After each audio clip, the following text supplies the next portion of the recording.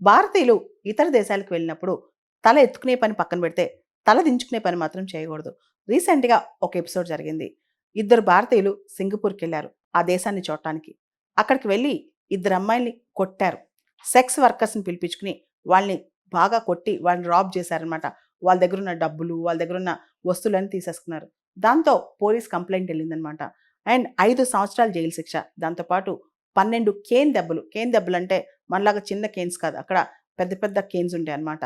వీటికి ఈ శిక్ష అనేది సింగపూర్ కోర్ట్ వాళ్ళకేసింది. రీసెంట్‌గా మనం చూస్తే గనక భారతీయులు హోటల్స్‌కెళ్ళి స్పూన్స్, ప్లేట్లు కొట్టేయటం. అదేవిధంగా భారతీయులు షాప్స్‌కెళ్ళి షాప్ లిఫ్టింగ్ చేయటం. అంటే షాప్‌లో ఉన్న వస్తువులు దొంగతనం చేయటం. ఇలా చాలా జరుగుతున్నాయి. దీనివల్ల ఏమవుతుందంటే దేశం యొక్క ఇమేజ్ గూడా పాడైపోద్దనమాట. ఈ ఎపిసోడ్‌లో ఏదైతే సింగపూర్ ట్రిప్ ఎపిసోడ్‌లో అయితే ఇద్దరు అబ్బాయిలు, ఒక అబ్బాయి పేరు డైసన్, మరొక అబ్బాయి పేరు రాజేంద్రన్ అనమాట.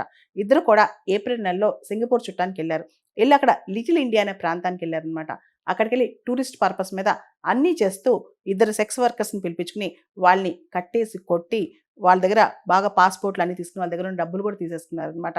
ఇదంతా చూస్తే మన వాళ్ళు చేసే దారుణాలు అంటే కొన్నిసార్లు మన వాళ్ళు చేసే పనులు చూస్తే మనకే చాలా షేమ్‌ఫుల్‌గా, ఎంబారసింగ్‌గా అనిపిస్తదనమాట. సింగపూర్‌లో ఇలాంటి తప్పులకి 5 సంవత్సరాల నుంచి 20 సంవత్సరాల వరకు జైలు శిక్ష ఉంది. వీళ్ళకిప్పుడు 5 సంవత్సరాలు, 1 నెల జైలు శిక్ష, దాంతో పాటు 12 కేన్ దెబ్బలు శిక్షగా విధించింది సింగపూర్ కోర్టు.